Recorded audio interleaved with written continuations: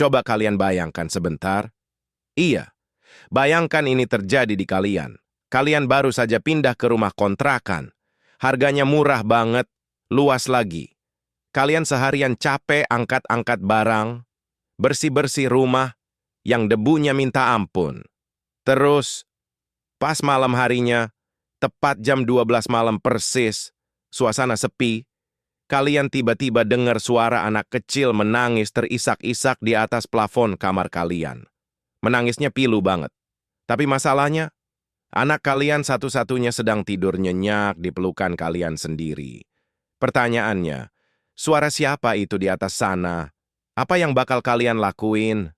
Bertahan sambil tutup telinga selimut rapat-rapat, atau langsung bangunin pasangan, bawa anak kabur malam itu juga walau di luar gelap gulita? Coba komen di bawah sekarang sebelum kalian lanjutin cerita ini. Karena apa yang dialami keluarga Dimas ini, sumpah, bisa saja terjadi sama kalian yang lagi cari kontrakan murah di pinggiran kota. Kita mulai ceritanya. Namanya Dimas. Dia ini tipe bapak-bapak muda yang logikanya jalan banget. Keras kepala. Nggak percaya hantu, nggak percaya mistis, apalagi hal-hal gaib. Buat Dimas, kalau nggak bisa dilihat pakai mata telanjang dan dijelaskan pakai sains, ya berarti nggak ada. Titik. Dimas membawa istrinya Rina dan anak laki-laki mereka yang baru berumur 3 tahun, namanya Arya. Mereka ini keluarga anak rantau. Baru saja pindah dari kampung halaman di Jawa Tengah ke daerah pinggiran Jakarta demi mengadu nasib. Pekerjaan Dimas di ibu kota lumayan menjanjikan, tapi biaya hidup di Jakarta itu mencekik. Mereka harus super hemat.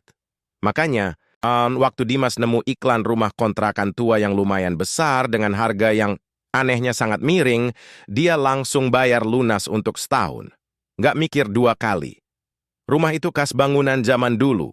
Plafonnya tinggi banget, cat dindingnya sudah kusam mengelupas di sana-sini, dan halamannya lumayan luas tapi penuh rumput liar setinggi lutut.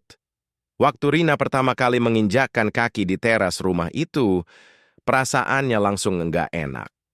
Hawanya beda. Sumpek. Padahal di luar matahari lagi panas terik, tapi begitu masuk ke ruang tamu ada hawa dingin yang aneh menusuk pori-pori. Mas, kok perasaanku nggak enak ya sama rumah ini? Bisik Rina sambil menggandeng erat tangan kecil Arya. Terus baunya? Kayak bau debu campur tasur, bunga? Dimas cuma tertawa kecil meremehkan. Alah, perasaan kamu aja itu, mah. Rumah lama ya begini hawanya. Wajar, karena lama kosong. Nanti, kalau sudah disapu, dipel, dipasangi pewangi ruangan juga enak lagi. Udah, nggak usah mikir aneh-aneh. Jakarta keras, mah. Kalau kita takut sama mitos, kita nggak bakal bisa bertahan hidup di sini. Sore itu, waktu mereka sedang sibuk menurunkan kardus-kardus dari bak mobil pickup, pemilik rumah datang. Seorang bapak tua yang dari tadi diam saja di pojokan pagar, memperhatikan gerak-gerik mereka. Bapak itu berjalan pelan mendekati Dimas.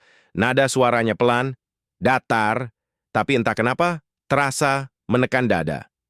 Mas Dimas, rumah ini sudah lebih dari 5 tahun kosong, kata si bapak tua. Matanya tidak menatap Dimas, melainkan menatap kosong ke arah atap rumah. Silakan ditempati, bebas mau diubah tata letak barangnya. Si bapak tua berhenti sejenak. Dia lalu menunjuk ke arah lorong sempit yang menuju bagian belakang rumah. Tapi ingat satu larangan saya ya mas, jangan pernah buka pintu kamar paling belakang. Dan apapun alasannya, jangan sesekali naik ke loteng di atas. Biarkan saja seperti itu, mas paham?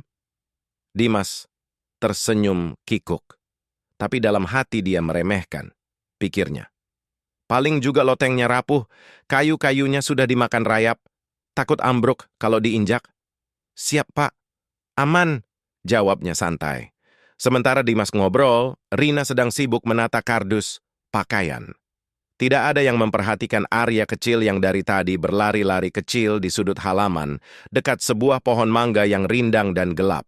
Saat Rina akhirnya memanggil Arya untuk masuk karena hari mulai maghrib, anak itu berlari kegirangan. Di tangannya ada sebuah mainan, sebuah gasing kayu. Warnanya sudah pudar, catnya terkelupas, dan kayunya agak retak. Bentuknya sangat kuno, bukan gasing plastik modern zaman sekarang. Arya nemu gasing itu di mana, nak? Tanya Rina, keningnya berkerut. Arya cuma tertawa-tawa khas anak kecil, jari telunjuknya yang mungil terangkat, menunjuk lurus ke arah atap rumah. Di titik ini, dalam hati Rina terus membatin, kok rasanya dari tadi ada yang mengawasi kita ya, kayak ada mata yang melihat dari atas sana. Tapi sudahlah, mungkin aku cuma kecapekan pindahan. Jangan sampai Mas Dimas marah lagi kalau aku ngeluh. Rina mengusap tengkuknya yang mendadak merinding, lalu bergegas membawa Arya masuk dan menutup pintu rapat-rapat. Malam pertama di rumah itu dimulai. Barang-barang masih menumpuk di ruang tengah. Rina dan Arya sudah tidur pulas di kamar depan karena kelelahan seharian beres-beres. Tapi Dimas masih melek. Dia duduk sendirian di lantai ruang tengah, beralaskan karpet seadanya, membuka laptop untuk mengejar sisa pekerjaan kantor. Suasana sepi, sepi sekali. Khas daerah pinggiran kota kalau sudah lewat jam 11 malam. Sesekali hanya terdengar suara jangkrik dari halaman luar dan deru motor kejauhan. Dimas melirik jam digital di pojok kanan bawah layar laptopnya. Pukul 11.58 malam. Dia menguap panjang, baru saja hendak menutup laptop dan menyusul istrinya tidur, waktu tiba-tiba srek, srek, srek. Dimas mematung. Tangannya berhenti di atas keyboard. Ada suara gesekan pelan dari atas. Dia mendongak, telinganya difokuskan. Suara itu datang tepat dari atas plafon ruang tengah. Persis di atas kepalanya. Itu bukan tikus. Dimas tahu betul suara tikus berlarian, tikus larinya cepat, berdecit, dan suaranya kecil. Ini beda. Bunyi ini terdengar seperti langkah kaki kecil yang diseret perlahan. Bukan sepatu, bukan sandal. Langkah telapak kaki telanjang yang basah. Tap, srek, tap, srek. Langkah misterius itu bergerak pelan, setapak demi setapak dari ujung plafon ruang tengah, menyusuri kayu penyangga menuju ke arah belakang. Tepat ke arah kamar belakang yang dilarang dibuka oleh pemilik rumah. Dimas menelan ludah. Tenggorokannya mendadak kering. Logika teguhnya mulai sedikit goyah, tapi egonya sebagai kepala keluarga yang rasional masih mendominasi. Kucing garong kali nyasar ke genteng. Gumamnya pelan, berusaha menenangkan diri sendiri. Tapi tepat saat jam dinding tua di ruang tamu berdentang satu kali, menunjukkan pukul 12 malam pas, langkah kaki di atas plafon itu tiba-tiba berhenti total. Hening sejenak, sangat mencekam. Lalu, dari kegelapan loteng di atas sana, terdengar suara lain yang membuat darah Dimas berdesir hebat. Pernah nggak sih? Kalian lagi masak sendirian di rumah, suasana lagi sepi-sepinya, terus tiba-tiba kalian mencium bau bunga melati? Tapi tunggu dulu, ini bukan sekadar wangi melati biasa yang bikin tenang. Di balik wangi bunga itu, ada bau lain yang ngikutin. Bau anyir, kayak bau darah mentah atau daging busuk yang dibiarkan berhari-hari. Nah, itu persis yang dialami Rina beberapa hari setelah kejadian malam pertama yang dialami suaminya. Hari-hari pertama tinggal di rumah kontrakan itu, hawa anehnya makin menjadi-jadi. Buat Dimas, semuanya terasa biasa saja. Ya wajar, dia pagi buta, sudah berangkat kerja, berdesakan di kereta KRL, dan baru pulang jam 9 malam. Dia cuma numpang tidur. Tapi yang seharian penuh di rumah tua itu, ya Rina dan Arya yang baru berumur 3 tahun. Siang itu, cuaca di luar sebenarnya panas terik. Tapi aneh, di dalam rumah itu hawanya selalu dingin, lembab. Rina sedang memotong bawang di dapur. Suasana sepi, cuma terdengar suara celoteh Arya yang asyik bermain di ruang tamu. Tiba-tiba, wos, angin dingin entah dari mana bertiup pelan melewati tengkuk Rina. Bulu kuduknya langsung berdiri. Tengkuknya terasa berat. Bersamaan dengan hembusan angin itu, semerbak bau bunga melati yang sangat menyengat menusuk hidungnya. Kuat banget, sampai bikin mual. Dan di ujung tarikan napasnya, Rina mencium bau karat berbaur darah segar. Rina buru-buru meletakkan pisaunya. Jantungnya mulai berdegup kencang. Firasat seorang ibu jarang salah. Dia setengah berlari ke ruang tamu untuk memastikan Arya baik-baik saja. Dan apa yang dia lihat di sana bikin langkah Rina terhenti seketika. Lututnya lemas. Arya sedang duduk bersila di lantai. Di tangannya ada gasing kayu kusam yang dia temukan di halaman waktu itu. Gasing itu diam. Tapi pandangan mata Arya tidak tertuju pada mainannya. Kepala anak kecil itu mendongak ke atas, menatap tajam ke satu titik di sudut plafon ruang tengah, tepat di tempat Dimas mendengar suara gesekan aneh di malam pertama. Arya tersenyum lebar. Matanya berbinar riang, lalu tangan mungilnya melambai-lambai ke udara. "Halo, kakak mau turun? Mau main puter-puteran sama Arya?" Celoteh Arya polos. Suaranya bergema pelan di ruangan yang sunyi itu. Ya Allah. Rina langsung merinding sekujur tubuh. Keringat dingin membasahi punggungnya. Rina menatap sudut plafon itu. Kosong. Nggak ada apa-apa di sana. Cuman ada sarang laba-laba dan sisa cat yang mengelupas. Tapi Arya menatapnya seolah-olah ada seseorang yang sedang jongkok di atas sana, menunduk menatap ke bawah. Tanpa pikir panjang, Rina langsung menggendong Arya paksa. Anak itu sempat menangis karena mainannya tertinggal, tapi Rina tidak peduli. Dia membawa Arya keluar rumah, duduk di teras sampai suaminya pulang malam harinya. Malamnya, Rina menceritakan semua kejadian itu pada Dimas. Sambil setengah menangis dan ketakutan, dia memohon. "Mas, kita pindah aja yuk. Aku nggak tenang. Arya ngomong sendiri sama atap, Mas. Terus baunya, rumah ini nggak beres." Tapi, kalian tahu apa jawaban Dimas? Jawaban khas orang yang terlalu bersandar pada logika. "Astaga, Ma, kamu ini kenapa sih? Udah aku bilang, itu mah cuma tikus got atau musang yang nyasar di atap. Rumah tua begini wajar kalau ada bau-bau apek atau bau bangkai tikus. Kalau Arya ngomong sendiri, ya wajar. Namanya anak kecil, lagi aktif-aktifnya berimajinasi. Punya teman khayalan itu biasa. Udah, jangan dibesar-besarin. Mas capek. Seharian kerja di kantor dimarahi bos.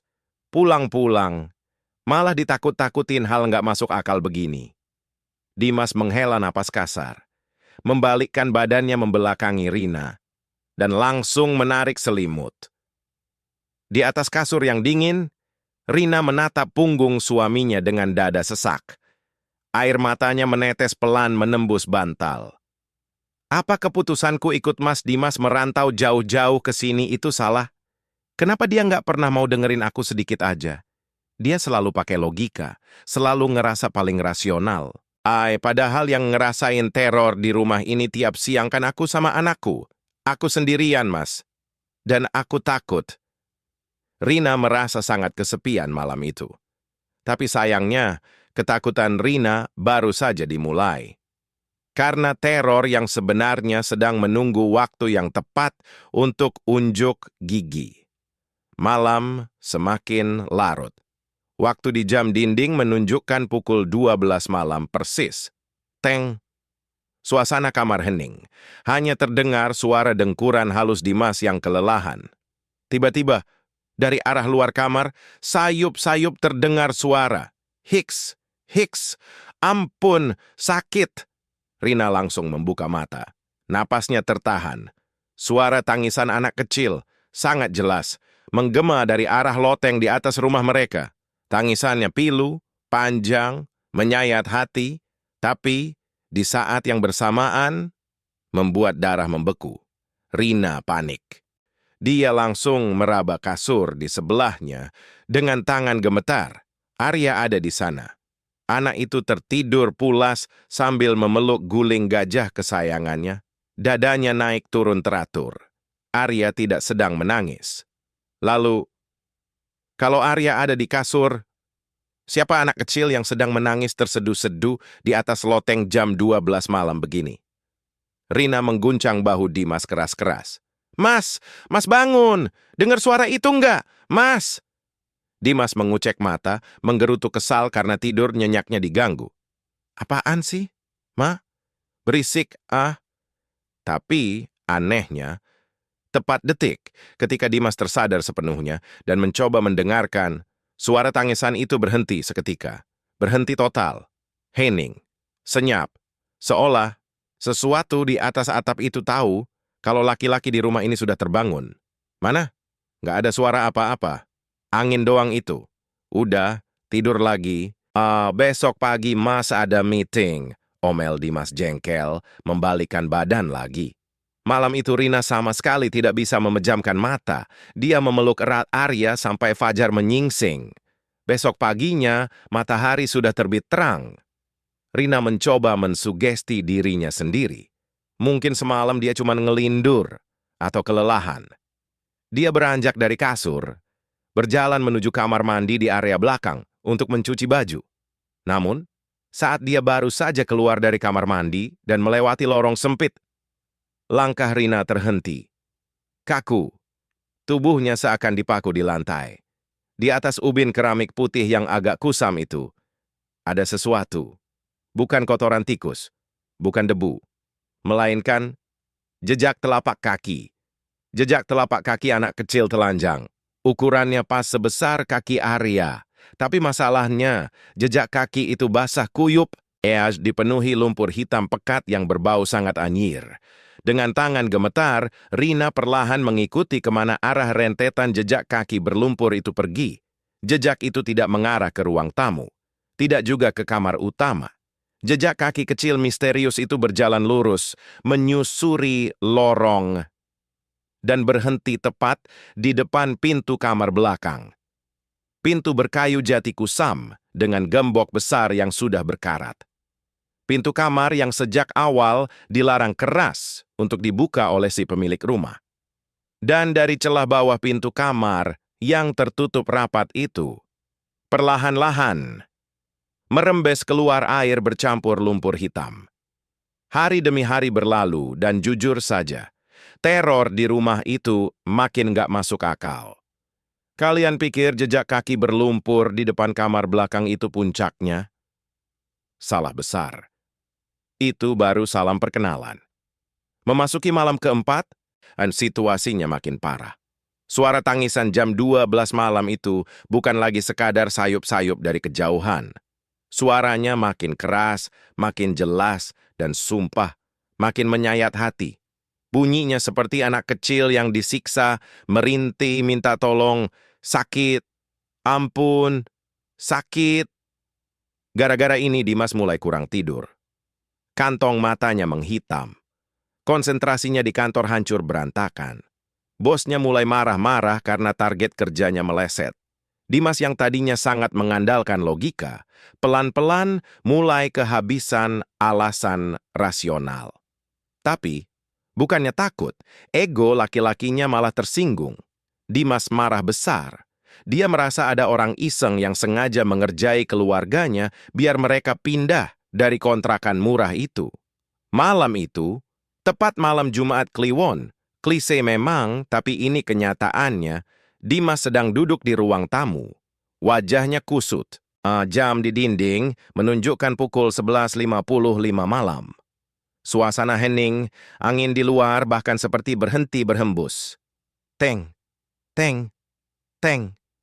Tepat jam 12 malam. Dan tebakan kalian benar. Hicks, Hicks. Tolong. Suara itu muncul lagi. Tepat dari atas loteng ruang tamu. Kali ini bunyinya disertai suara bantingan barang. Brak! Brak!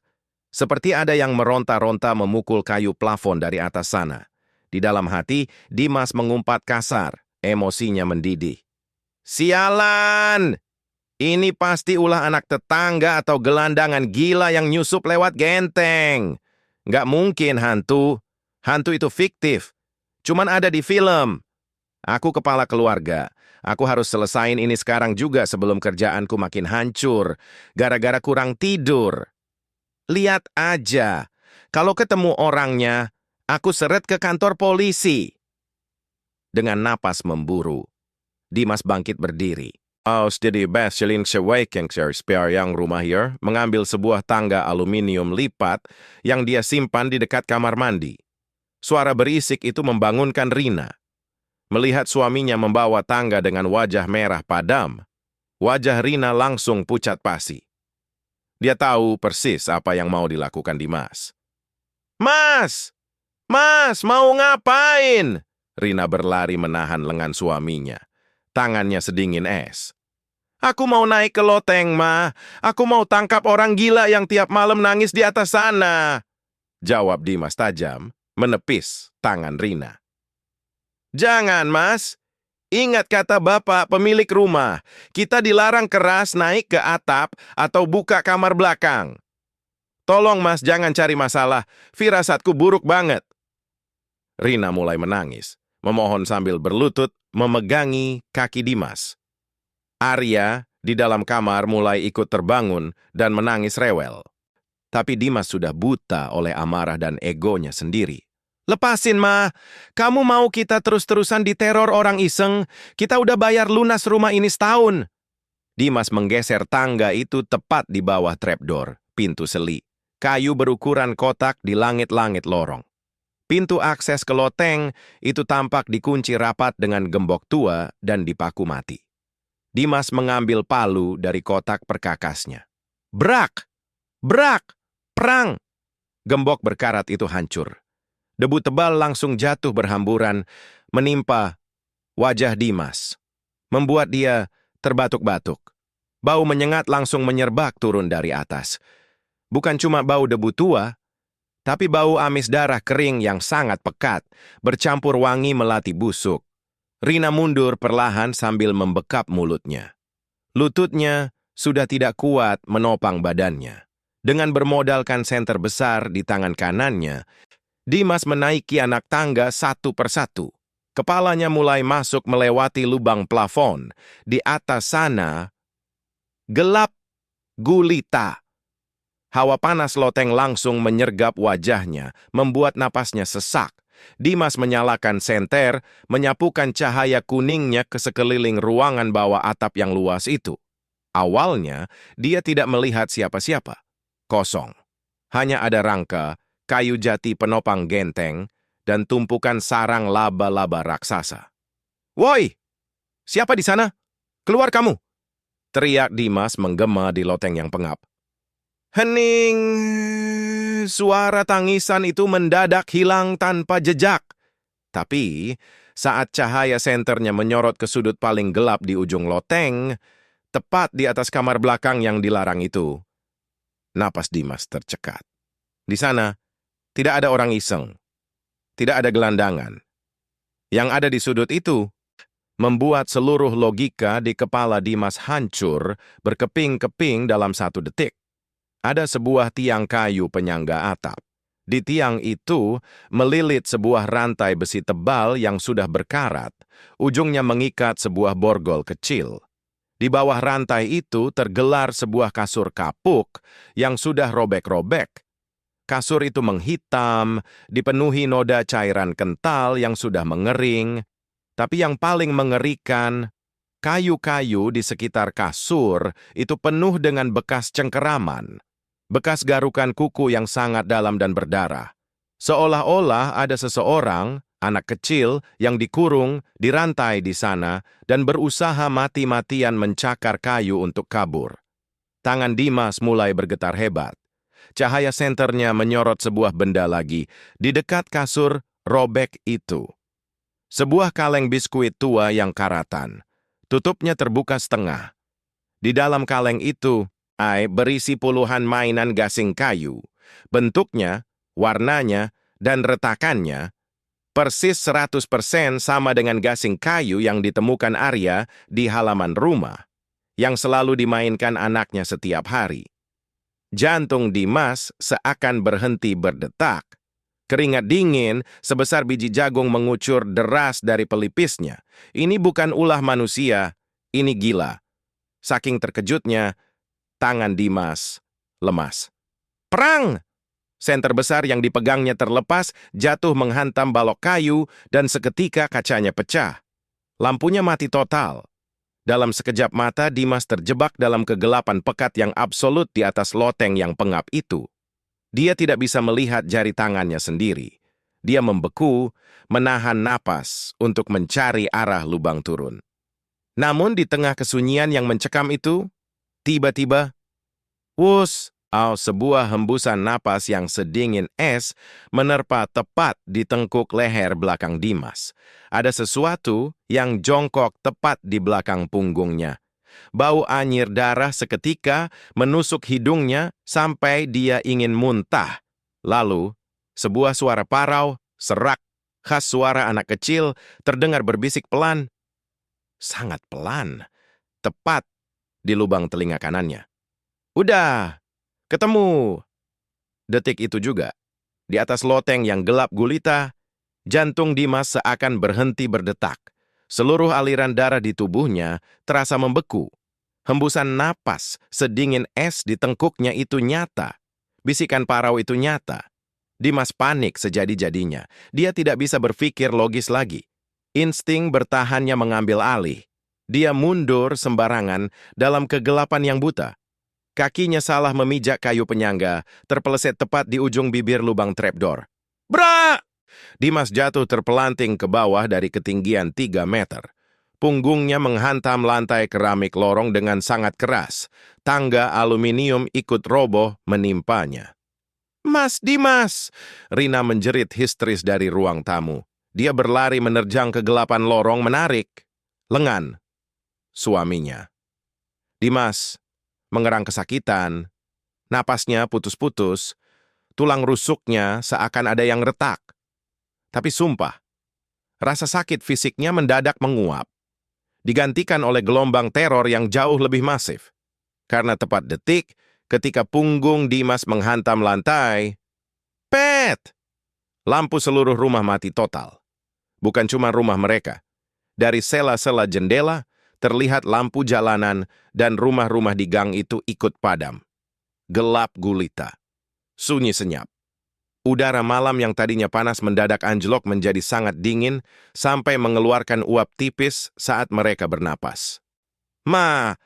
Arya, sini kumpul. Mundur ke ruang tamu. Dimas merangkak menahan sakit. Meraba-raba lantai, menarik istrinya mundur. Rina menangis gemetar sambil memeluk erat Arya yang mulai menangis melengking.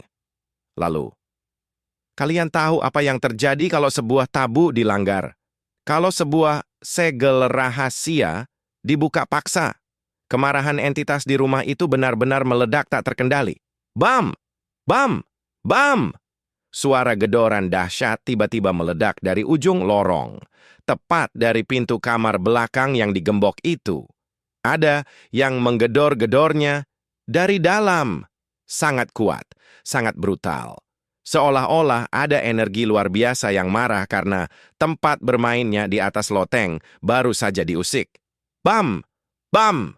Krik! Terdengar suara engsel berkarat yang mulai bengkok. Pintu jati tebal itu bergetar hebat. Di tengah kepanikan dan gelap gulita, aden tangan Rina yang gemetar hebat berhasil meraih sebuah korek api dan menyalakan sebatang lilin kecil yang selalu dia simpan di atas meja TV. Cahaya jingga temaram berkedip-kedip, menciptakan bayangan-bayangan panjang yang menakutkan di dinding ruang tamu. Mereka bertiga meringkuk di sudut ruangan. Dimas memeluk Rina dan Arya sangat erat, menyembunyikan wajah istrinya di dadanya. Di momen yang mencekam itu, melihat istri dan anaknya gemetar ketakutan setengah mati, benteng pertahanan Dimas runtuh total. Kesombongannya hancur, tak bersisa. Ya Allah, maafkan aku. Maafin Mas, Rina.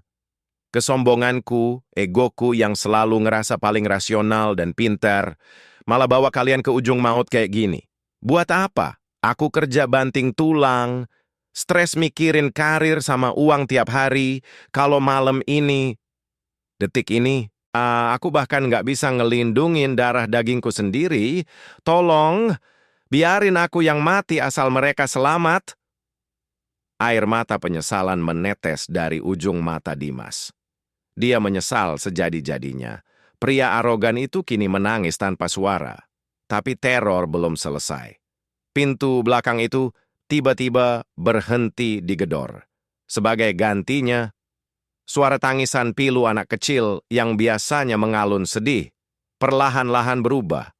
Suaranya tidak lagi menangis. Suaranya patah-patah, lalu berubah menjadi tawa. Hihihi, hihi, hihihihi.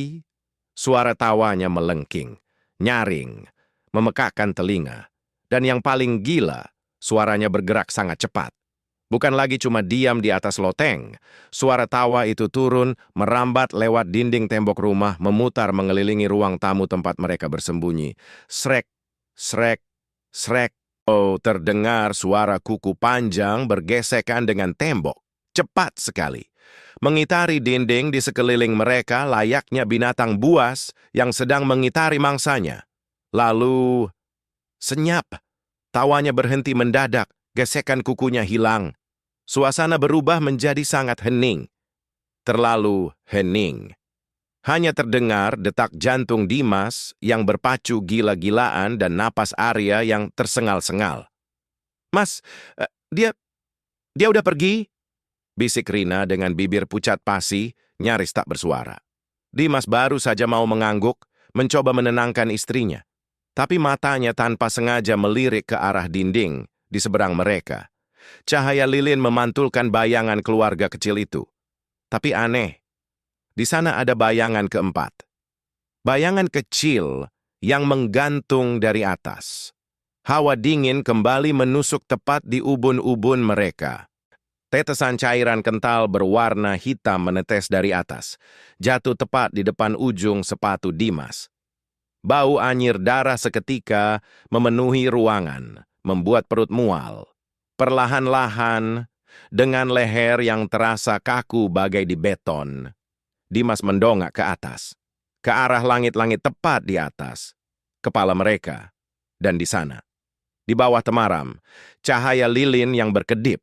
Bukan lagi sekadar jejak kaki berlumpur, bukan lagi cuma bau bunga melati, bukan cuma suara tawa. Ada wujud nyata, sesosok anak kecil. Tubuhnya sangat kurus kering, nyaris seperti tengkorak berbalut kulit keriput berwarna abu-abu pucat. Bajunya compang-camping, penuh noda darah hitam yang sudah mengering. Sosok itu tidak melayang. Dia merangkak menempel, terbalik di plafon langit-langit, persis seperti laba-laba. Keempat anggota tubuhnya tertekuk patah ke arah yang salah, dengan jari-jari panjang yang menancap ke dalam kayu plafon. Saat Dimas menatapnya, sosok mengerikan itu diam. Lalu kepalanya berputar pelan, berputar 180 derajat menghadap ke belakang hingga terdengar bunyi tulang patah, krek, krek, krek. Wajahnya menghadap lurus ke bawah. Matanya putih pucat. Sepenuhnya putih tanpa pupil sedikit pun. Dan mata putih itu tidak menatap Dimas. Tidak menatap Rina. Mata itu menatap lurus, tajam, dan penuh dendam ke arah Arya yang sedang memeluk erat gasing kayunya. Sosok itu perlahan membuka mulutnya yang hitam dan berlubang, menyeringai sangat lebar hingga sudut bibirnya robek mencapai telinga. Lalu, cengkeraman jari-jarinya di plafon tiba-tiba terlepas. Sosok itu menjatuhkan dirinya dari langit-langit, melayang turun tepat ke arah Arya. Sosok mengerikan itu meluncur deras dari plafon. Tangannya yang panjang, pucat, dan kurus kering terulur lurus ke arah Arya. Detik itu juga, insting seorang ayah meledak. Dimas tidak peduli lagi pada logikanya. Dia tidak peduli kalau dia harus mati malam itu. Dimas menerjang ke depan, mendekap Rina dan Arya dengan seluruh tubuh besarnya, menjadi tameng hidup. Dia memejamkan mata rapat-rapat, menekan wajahnya ke bahu Rina. Mulutnya yang selama ini selalu kaku untuk berdoa, egois, dan sombong, tiba-tiba merapalkan ayat-ayat suci sebisanya, terbata-bata, bergetar, bercampur tangis, dan air mata penyesalan. Allahu Akbar, Allahu Akbar, lindungi keluargaku ya Allah, ampuni kesombonganku, ampuni aku. Rina ikut menjerit histeris, menyembunyikan wajah Arya di dadanya sambil terus berzikir tanpa henti. Wus! Oh, hawa dingin yang luar biasa menusuk punggung Dimas. Rasanya seperti ada balok es raksasa yang menimpa tulang belakangnya. Bau anyir darah itu begitu dekat, menggerogoti napas mereka hingga hampir mencekik. Ruang tamu seakan berputar hebat. Suara tawa melengking sosok itu berubah menjadi jeritan marah yang memekakan telinga, lalu perlahan, memudar, semakin jauh, dan memudar. Tepat di saat napas Dimas hampir habis menahan ketakutan, sayup-sayup dari kejauhan, terdengar suara ayam berkokok. Fajar menyingsing di ufuk timur, dan dari masjid kampung di ujung jalan, alunan adzan subuh berkumandang memecah kesunyian malam. Seketika, beban berat di punggung Dimas lenyap. Hawa dingin yang menusuk tulang itu tersapu oleh udara pagi. Ruangan kembali senyap. Klik. Listrik tiba-tiba menyala kembali. Lampu pijar kuning menerangi ruang tamu yang berantakan. Dimas membuka matanya perlahan. Napasnya memburu keras. Kausnya basah kuyup oleh keringat dingin. Dia menoleh ke belakang dengan ragu-ragu. Sosok anak kecil pucat dengan leher patah itu sudah tidak ada. Hilang tanpa jejak. Plafon rumah kembali bersih seperti sedia kala. Hanya tersisa satu benda. Gasing kayu tua yang sedari tadi dipegang Arya, kini tergeletak di atas lantai keramik. Diam tak bergerak. Dengan napas tersengal, Dimas langsung merampas gasing kayu itu. Berlari ke arah jendela dan membuangnya jauh-jauh sekuat tenaga ke arah semak belukar di halaman luar. Pagi itu juga, saat matahari baru saja terbit, tanpa pikir panjang, Dimas dan Rina mengemasi barang-barang seadanya. Hanya pakaian, dokumen penting, dan susu Arya. Sisanya, biarkan saja. Mereka tidak sudi menghabiskan 1 menit pun lagi di rumah kutukan itu. Saat mereka sedang memasukkan koper ke dalam bagasi taksi online, seorang ibu-ibu tetangga sebelah yang kebetulan sedang menyapu halaman mendekat. Wajahnya memancarkan rasa prihatin yang mendalam. "Baru beberapa hari pindah kok udah mau pergi lagi, Mas?" Tanyanya lembut. Tapi dari tatapan matanya, ibu itu seakan tahu persis apa yang baru saja terjadi. Dimas tersenyum getir, wajahnya masih pucat. "Iya, Bu. Istri dan anak saya nggak cocok hawanya. Sering sakit." Ibu itu menghela napas panjang. Dia menengok ke kiri dan ke kanan, lalu berbisik pelan, akhirnya membongkar rahasia kelam rumah tua itu. "Dulu, rumah itu punya bapak tua yang nyewain kemas. Dia punya anak laki-laki, cacat mental dan fisik bawaan. Karena malu sama tetangga dan dianggap aib keluarga, anaknya itu disembunyikan, dikunci rapat di loteng. Nggak pernah diajak keluar, nggak pernah kena matahari. Katanya, tiap malam anaknya cuma dikasih gasing kayu buat main sendiri di kegelapan. Sampai akhirnya, anak itu meninggal di atas sana karena sakit dan nggak terurus." Ibu itu mengusap sudut matanya. "Arwahnya penasaran, Mas. Dia nggak jahat. Dia cuma kesepian dan cari teman main yang seumuran." Mendengar kenyataan itu, hati Rina hancur, berkeping-keping. Dimas mematung, dadanya sesak. Penyesalannya semakin dalam. Rasa sombong karena selalu mendewakan logika dan uang ternyata tidak ada artinya dibandingkan dengan nyawa dan kasih sayang. Di dalam taksi yang menjauh dari rumah itu, Dimas menggenggam erat tangan Rina yang masih gemetar. Dia menatap mata istrinya lekat-lekat, penuh penyesalan. "Maafin Mas ya, Ma." Suara Dimas bergetar menahan tangis. "Mas sudah salah. Mas selalu ngedepanin ego, ngeremehin firasat kamu sebagai ibu. Mas terlalu sibuk ngejar karir sampai lupa kalau tujuan utama Mas kerja keras itu ya buat ngelindungin kalian berdua. Mulai sekarang, kalian nomor 1. Kita ngontrak di petakan kecil aja nggak apa-apa. Yang penting kita aman, dan kita terus sama-sama." Rina mengangguk sambil menangis lega, membalas genggaman suaminya erat-erat. Arya tertidur pulas di pangkuan ibunya, tampak damai tanpa gangguan. Ada luka yang terbuka malam itu, tapi ada juga pelajaran besar yang menyelamatkan keutuhan keluarga mereka. Beberapa hari kemudian, kehidupan mereka mulai membaik. Mereka menyewa sebuah apartemen studio kecil di tengah kota. Tempatnya terang, hangat, dan selalu ramai. Dimas menepati janjinya. Dia tidak pernah lagi lembur berlebihan dan selalu menyempatkan diri bermain bersama Arya. Semuanya terasa sudah berakhir dengan indah, bukan? Akhir yang melegakan. Tapi, tunggu dulu. Kalian ingat gasing kayu yang Dimas lempar sekuat tenaga keluar jendela sebelum mereka pindah?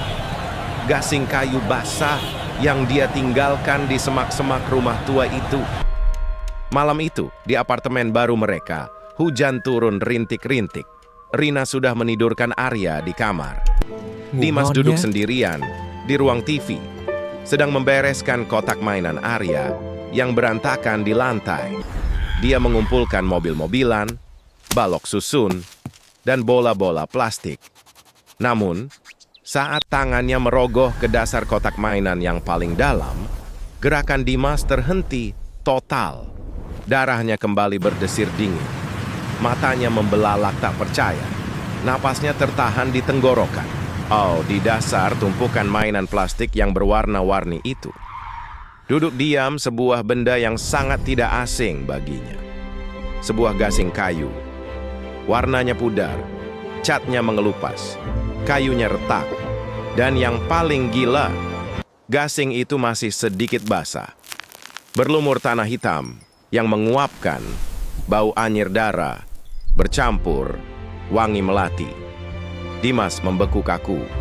Belum sempat dia mencerna apa yang terjadi, perlahan-lahan, tanpa ada satu jari pun yang menyentuhnya, gasing kayu itu mulai berputar pelan dengan sendirinya di dalam kotak. Srek, srek, srek.